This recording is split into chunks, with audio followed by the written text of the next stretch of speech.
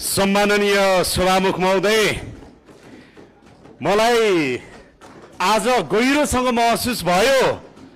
त्यो के भने 8वटा अध्यादेश सरकारले किन ल्याउनु पर्यो भनेर आज महसुस भइरहेको छ। मलाई किन ल्याउनु पर्यो भनेर महसुस भइरहेको छ। सभामुख महोदय, संसद यसै गरी चलेर विगत 10 वर्षदेखि हामीले 72 सालमा बनेको संविधानपछि जति ऐन र कानुनहरू संसदले बनाउनु पर्थ्यो त्यो कानुन किन बन्न सकेन भनेर यो तमासाले देखाइरहेको छ।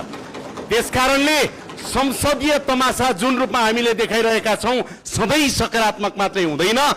जनताका सवालमा, कानुन निर्माण गर्ने सवालमा सत्ता पक्ष र प्रतिपक्ष विपक्षी दलहरू त्यही रूपमा जवाफदेही र जिम्मेवार बन्नुपर्छ भनेर म विपक्षी दलका मान्य सांसदहरूलाई हार्दिकतापूर्वक अनुरोध गर्न चाहन्छु।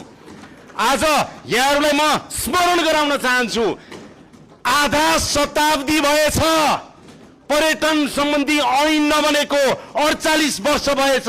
48 वर्षदेखि बन्न नसकेको ऐन हामी बनाउने प्रक्रियामा अगाडि बढिराख्दाखेरि तपाईँ एउटा प्रधानमन्त्री उपस्थित हुने या नहुने कुराले आधा शताब्दीदेखि बन्न नसकेको तपाईको यो ऐन बनाउने प्रक्रियालाई तपाईले हलो हल्काउन मिल्छ?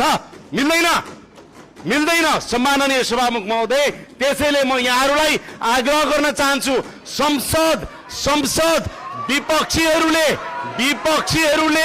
अवरोध गर्ने थलो त हो, तर संसद कानुन बनाउने थलो पनि हो।